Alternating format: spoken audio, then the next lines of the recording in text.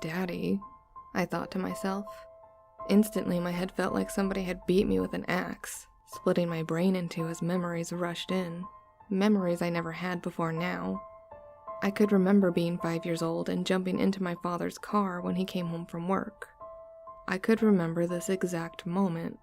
I could remember being here at this moment in time before. But that child was me. What's wrong, Daddy? The child asked as I was holding my head in pain.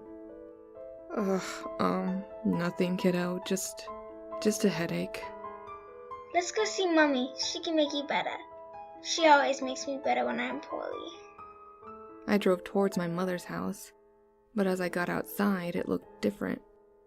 The house was the same, but the garden wasn't as nice as it had been. There were no flowers, and a swing set was in place of the oak tree that was there before. At least there's a driveway, I thought to myself as I pulled in.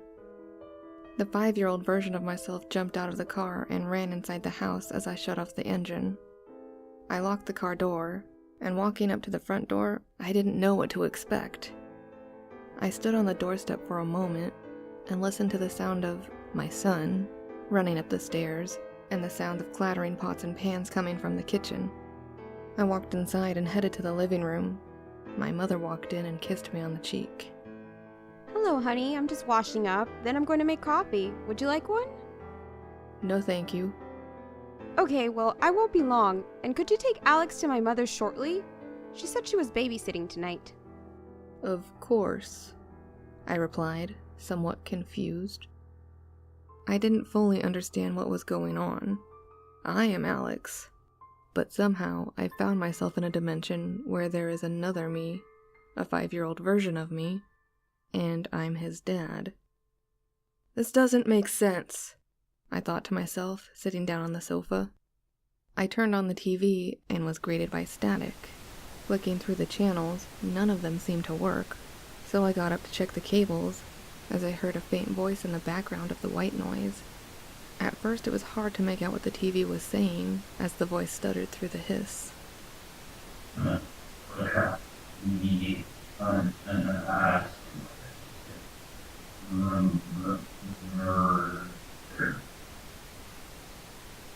I stood there staring for a moment as the voice became a little clearer.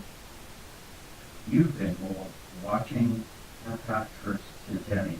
The man's voice stuttered as I hit the side of the TV. How will Alex get out of this one? And who will he kill next? What? I mumbled, staring at the screen. I could slightly make out a face on the screen made up of the static itself as the man spoke again. Who will you kill next, Alex? How are you doing this? Your son? Your wife? Yourself? No, I won't kill anyone. Not again. My mother entered the living room. Did you say something, honey? Huh? Yeah, the stupid TV won't work, I remarked, pressing the on button. The TV turned on with no problem as my mother walked towards me with her arms open. It's working fine now, she said, wrapping her arms around me. Take Alex to my mom's and we can have some alone time. I cringed at the thought. To her, this was normal, but this isn't my dimension. This is incest, I thought, stepping back. Okay, I'm just going to get my coat from the bedroom. I headed up the stairs and into the bedroom as I heard a knocking at the door. I stood there, staring out of the bedroom window, and again I felt the sharp pain rush through my head. I could feel my brain cells separating and my nerves exploding as my brain flooded with new memories. Looking down, I could see my father's car in the driveway. I could see the swings that I used to play on when I was a child. I could remember it all. But these are not my memories. These are the memories of the child downstairs. Falling to my knees, I looked up and saw Ian. He stood there holding a glass of water and some painkillers. Hey man, your son let me in and asked me to bring these up to you. Here. Thanks. Ian, what's going on? How can he be my own son? It seems like you've jumped to a dimension where it's possible to be your own father. Kinda like that old riddle. What? You know, what came first, the chicken or the egg? No, that's impossible. No matter what dimension I'm in, there are laws of time and space, laws of physics. It doesn't matter where or when you are. There are some things that are just impossible. Like having memories you never had before. Like killing a wife you never had. Like having a dream of your mother's death, only to wake up and kill your own mother. Alex, nothing is impossible. Improbable, maybe, but nothing is impossible when you use your imagination. You wanted a family, Alex. I wanted my mother. I wanted Lucille. I snarled, turning to look out the window. I want clarity. I just want a normal life. I want to be happy. A little voice trembled behind me. Who are you talking to, Daddy? Ian had again vanished, and I was alone in the bedroom with this younger version of myself. Oh, nobody. Go downstairs and get your coat on. We're going to Nana's. With that, Alex ran for the front door with a look of joy on his face. I opened the wardrobe and took out my coat as I began to head downstairs.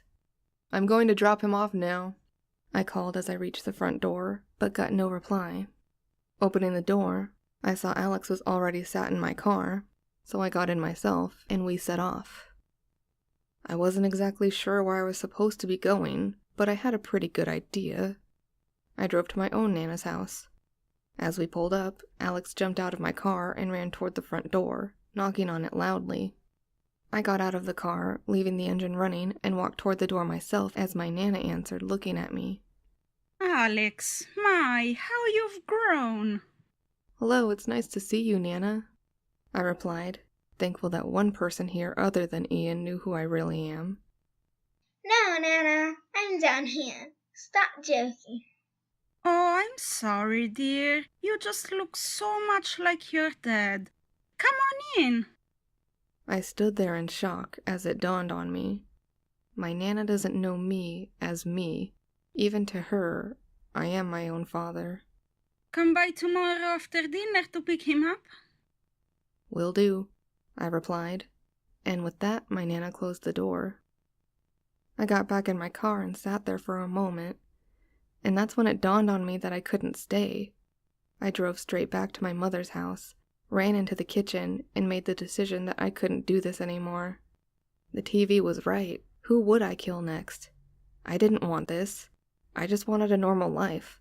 I just wanted to be back home, in my dimension.